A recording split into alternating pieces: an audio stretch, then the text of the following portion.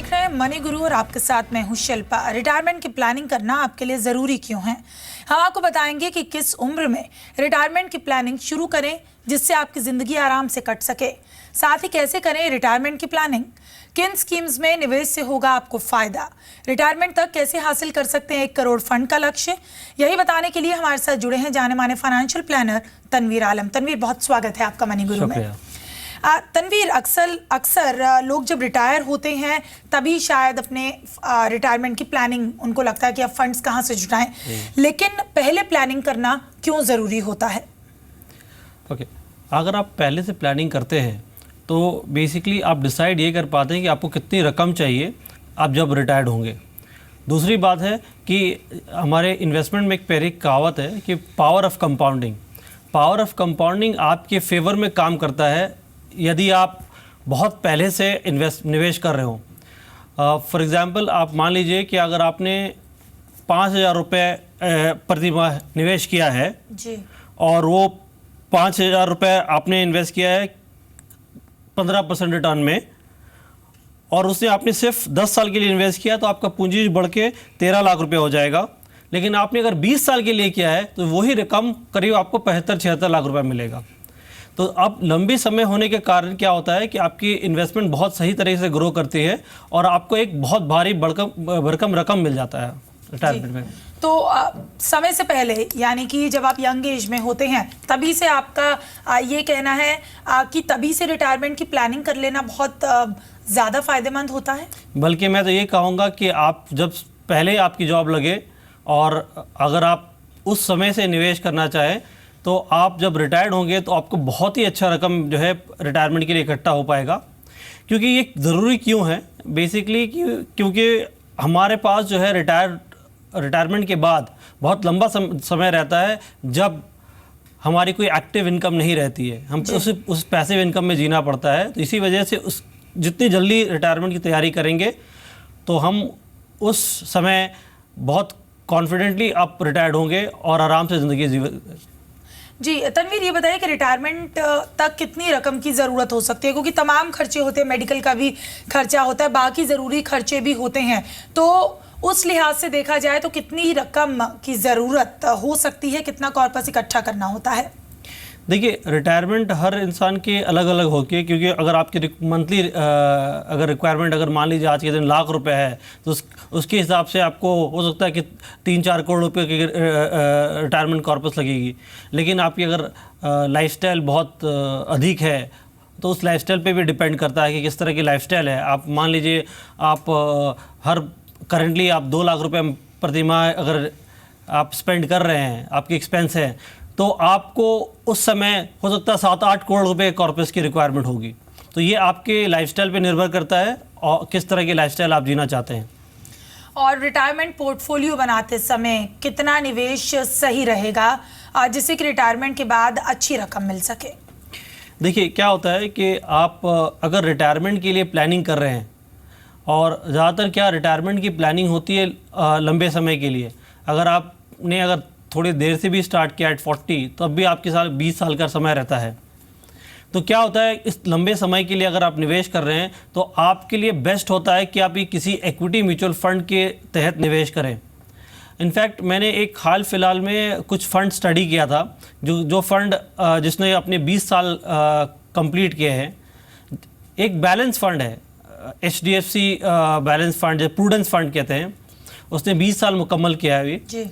और इस 20 साल के दौरान पे आपने अगर मान लीजिए सिर्फ 10,000 रुपये प्रति माह निवेश किया होता तो आप 1 साल में 1,20,000, 20 साल में 24 लाख रुपए निवेश करते हैं जी। वो 24 लाख बढ़ के आज के दिन में आपको करीब लगभग 2.25 करोड़ रुपए हो गया होता, 2.75 करोड़, जो कि एक सब्सटैंशियल गेन है। और किसी भी लिहाज से अगर आप रिटायरमेंट की प्लानिंग कर रहे हो तो ये आपके लिए एक अच्छा रकम है। और अगर रिटायरमेंट स्कीम में निवेश करते हैं या निवेश नहीं करने पर सबसे बड़ा रिस्क क्या हो सकता है? देखिए, सबसे बड़ा रिस्क जो इनफैक्ट बहुत से लोग ये डरते हैं कि निवेश करना इक्विटी मार्केट में थोड़ा खतरे का खेल है या ये उनके लिए पॉसिबल नहीं है, ये वो जोखिम नहीं उठाना चाहते हैं।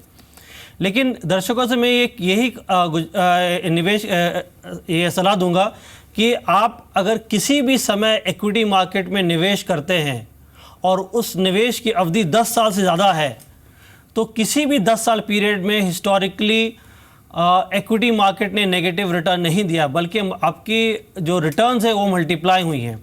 आपको एक एग्जांपल देना चाहूँगा। आज के दिन में 2016 जुलाई इक्विटी मार्केट की सेंसेक्स करीब 27,500 के लेवल में है। आप 10 साल अगर पीछे चले जाएं, 2006 में आपको सेंसेक्स करीब 6,500 सेंसेक्स मिलेगा। तो इस समय आप देखेंगे आपकी इन्वेस्टमेंट करीब 4 गुना हो गई होगी 10 साल में। और सबसे खराब गिराव जो मार्केट में आया था वो है यूएस सब प्राइम क्राइसिस 2008 के बाद। आप मार्च 2009 में देखेंगे कि सेंसेक्स 21,000 से गिरकर आपको 8,800 के लेवल में चला गया था। तो वो मार्च 2009 में 8,900 के लेवल में था, और आप 10 साल अगर पीछे जाएं जी 1999 में वही सेंसेक्स 3200 के लेवल पे है। तो इतने खराब फॉल के बावजूद आपके पैसे जो है 3 गुना डबल हो गए होते। तो 10 साल की अवधि से अगर आप निवेश करना चाहें इक्विटी मार्केट में, आपको कोई खतरा नहीं है, बल्कि आपके पैसे बहुत ही अच्छे तरह बढ़ेंगे। ये बताइए तनवीर की रिटायरमेंट के लिए पीपीएफ एनपीएस स्कीम्स का अक्सर जिक्र किया जाता है, तो इनमें निवेश करना कितना फ़ायदेमंद होता है? लेकिन देखिए क्या होता है, पीपीएफ अकाउंट जो है ये 15 साल की अवधि के लिए है। तो उस अवधि के लिए तो मैं इक्विटी फंड सजेस्ट करूंगा, बल्कि एक आर्टिकल हम लोगों ने मैंने ड्राफ्ट किया है जी। आप देखेंगे कि अगर आपने पीपीएफ में पीछे 15 साल 1-1 लाख रुपए निवेश किया होता, तो 15 साल में आपने 15 लाख निवेश किया होता, वो पीपीएफ में बढ़ के निवेश आपकी जो है 34 लाख हो गई होती। सेम इन्वेस्टमेंट अगर आपने टैक्स सेविंग ईएलएसएस फंड में इन्वेस्ट किया था 1 लाख रुपए 15 साल के, वो 15 लाख बढ़कर आपको करीब 1 करोड़ हो गया होता आज के दिन में। तो इक्विटी फंड से आपको ज़्यादा फ़ायदा तो होता है, लेकिन बहुत से लोग ये जोखिम लेना नहीं चाहते। जो बहुत कंजर्वेटिव हैं उनके लिए पीपीएफ एक अच्छा ज़रिया है निवेश करने के लिए, उस पर कर सकते हैं, क्योंकि इसका जो इंटरेस्ट है वो टैक्स फ्री है जी। और अगर एनपीएस की बात की जाए तो उसमें निवेश करना कितना सही कदम है?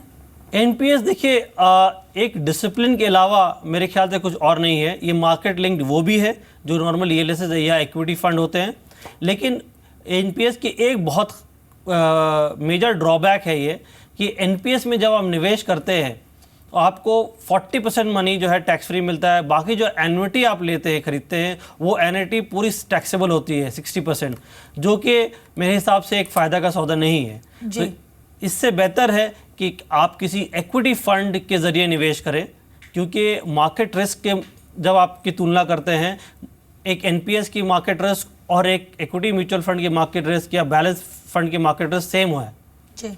तनवीर ये बताइए, जो लोग रिटायरमेंट लेना चाहते हैं या अभी रिटायर हुए हैं, तो उन्हें किस तरीके से निवेश वो अपना शुरू कर सकते हैं? हालांकि आपने पहले बताया कि निवेश तो पहले ही कर लेना चाहिए था, लेकिन अभी भी जो लोग रिटायर हो रहे हैं, सोच रहे हैं, तो उन्हें किस तरीके से वो अपना निवेश शुरू कर सकते हैं? अच्छा, इस सवाल के पहले मैं एक छोटा सा एक और आंसर देना चाहूँगा कि सबसे बड़ा रिस्क जो इन्वेस्टमेंट नहीं करने का है वो सबसे बड़ा रिस्क है। मान लीजिए आज के दिन में आप किसी फिक्स डिपॉजिट में इन्वेस्ट करते हैं, आपको एफडी का इंटरेस्ट 7.5% मिल रहा है। आप अगर उस पर 30% टैक्स देते हैं तो आपका रिटर्न घटकर 5.25% के लगभग आ जाएगा। आज के दिन में मौजूदा जो इन्फ्लेशन है वो उसके ऊपर है। तो आपको एक सिर्फ मन की शांति है कि भाई मेरे पैसा बढ़ रहा है, लेकिन सही मायने में ये एक वो दीमक की तरह है जो वुडवर्क के अंदर लगा है, आपको बाहर से दिख नहीं रहा है और वो आपके अंदर वुड को खा रहा है। तो इन्फ्लेशन एक वैसी दीमक है जो आपके पैसे को अंदर से खा रही है और आपको इसका पता नहीं चल रहा है। तो सबसे बड़ा रिस्क जो है हमारा है वो इन्वेस्टमेंट को बीट करना है। अगर आप एफडी वगैरह में निवेश करते हैं उस रिस्क को आप बीट नहीं कर पाते हैं। और आप अगर इक्विटी म्यूचुअल फंड या किसी बैलेंस म्यूचुअल फंड के तहत अगर निवेश करते हैं तो आपको रिटर्न जो है आप बहुत ज़्यादा उससे आपको रिटर्न मिलेगा एफडी के मुकाबले, और आप इन्फ्लेशन आराम से बीट कर पाएंगे। नाउ आप मान लीजिए बहुत से लोग जो ऑलरेडी रिटायर्ड हो चुके हैं जी। अब उनके लिए जो जोखिम लेना मुश्किल की बात है, वो जोखिम जहाँ नहीं ले सकते हैं, तो उनके लिए बेसिकली उनको एक स्ट्रैटेजी डिसाइड करनी पड़ेगी कि जो कम समय की इन्वेस्टमेंट है, क्योंकि है कुछ वो फिक्स डिपॉजिट में रखें और कुछ ऐसे इक्विटी फंड में ज़रिए थोड़े बहुत निवेश करें ताकि वो इन्फ्लेशन बीट कर पाएँ। जी। क्योंकि बहुत से केस में मैंने देखा है कि बहुत से लोग आते हैं हमारे पास निवेश अपनी रिटायरमेंट फ़ंड लेके, और अगर रिटायरमेंट फ़ंड कंजर्वेटिवली उनके नज़रिए से और सिर्फ फिक्स डिपॉजिट के ज़रिए अगर यूज़ करें तो वो रिटायरमेंट फ़ंड मान लीजिए 12-14 साल के बाद पूरा ख़त्म हो जाता है। लेकिन आज के समय में लोग 80-90 साल तक जी रहे हैं, और मेरा मानना ये है कि आने वाले समय में कुछ चेंजेस ऐसे हो रहे हैं मेडिकल फील्ड में जो कि बहुत ही डिसरप्टिव चेंज है, और हो सकता है कि आने वाले समय में लोग 90, 100 और या 120 साल तक भी जीवित रहें। और उसके लिए सोचिए कि आप 25 साल में अगर जॉब स्टार्ट करते हैं और 60 साल में रिटायर होते हैं, तो 35 साल आप वर्क कर रहे हैं, और इमेजिन करिए कि आपको 35 साल बिना एक्टिव अर्निंग के जीना है, तो आपको इसकी तैयारी तो पहले से करनी पड़ेगी। तो अगर इस तरीके की मेडिकल इन्वेंशंस होने वाली हैं तो जाहिर है कि रिटायरमेंट की उम्र भी तनवीर फिर तो ज़्यादा आगे खिंच जानी चाहिए। फिर 60 साल रिटायरमेंट उम्र नहीं होनी चाहिए, उससे ज़्यादा ही होनी चाहिए। यस, होगी। लोगों को काम करना भी पड़ेगा, लोग काम भी करेंगे कुछ देर तक, बट लेकिन क्या है कि अब क्या है कि बहुत अगर लंबी रिटायरमेंट गवर्नमेंट बढ़ा देती है तो आने वाले समय में जॉब अपॉर्चुनिटीज़ की भी प्रॉब्लम होगी। तो एक लिमिट तक गवर्नमेंट जॉब एक्सटेंशन करेगी, लेकिन बहुत ज़्यादा नहीं करेगी। और एक दो चेंजेस जैसे मेडिकल फील्ड में आ रहे हैं, एक कंपनी है जो मेडिकल टेस्ट के ज़रिए सिर्फ आपको बता दे कि आने वाले समय में कि 25 साल में आपको कौन सी क्रिटिकल बीमारी हो सकती है और आप क्या चेंजेस कर सकते हैं जिससे कि आपकी लाइफ स्पैन बढ़े। और एक स्टडी और हो रही है, जैसे कि इंसान से ज़्यादा जीने वाला करीब 7 जानवर है, जैसे ब्लू व्हेल है, शार्क है जी। ये सब टर्टल, ये इंसान से ज़्यादा लंबी उम्र जीते हैं। तो उसके जीन्स पे स्टडी चल रही है कि वो क्या जीन्स है जो पॉसिबली वो जीन्स को यूज़ करके इंसान की लाइफ स्पैन बढ़ाई जाए। जी। तो अगर ये सब डेवलपमेंट होंगे तो आपको रिटायरमेंट की प्लानिंग बहुत पहले से करनी पड़ेगी, बहुत पहले से करनी है, और शायद तब स्कीम्स भी और ज़्यादा आ जाएंगी, ये भी उम्मीद कर सकते हैं। स्कीम्स तो आज भी बहुत है, स्कीम सही है, लोग लेकिन अवेयरनेस नहीं होने के बारे सही तरह इसका फ़ायदा नहीं उठा पाते हैं। बल्कि स्कीम्स इतनी हैं, जैसे कि आपको मैंने एक HDFC प्रूडेंस का एग्जांपल दिया था, वैसे बहुत सी स्कीम है। आपने मान लीजिए पिछले 20 साल में अगर सिर्फ 2 लाख रुपए लगाया होता तो आज के दिन में आपको करीब 30 लाख रुपए लगे होता। इतने फ़ायदेमंद वाले स्कीम्स ऑलरेडी हैं, और ये मैं कोई नोशनल गेन नहीं बता रहा हूँ, ये एक्चुअल में स्कीम्स हैं जो मार्केट में हैं, 20 साल से परफॉर्म कर रही हैं और वो डिलीवर कर रही हैं रिटर्न। यहाँ ये बताइए, चूंकि हम इक्विटी की स्कीम्स के बारे में इससे पहले डिस्कस कर रहे थे, तो जैसा कि एनपीएस की स्कीम में कुछ ड्रॉबैक्स हैं, तो क्या इक्विटी स्कीम्स में भी आपको लगता है कि कुछ ड्रॉबैक्स, कुछ चैलेंजेस हो सकते हैं? देखिए, इक्विटी में वैसे कुछ चैलेंजेस है नहीं।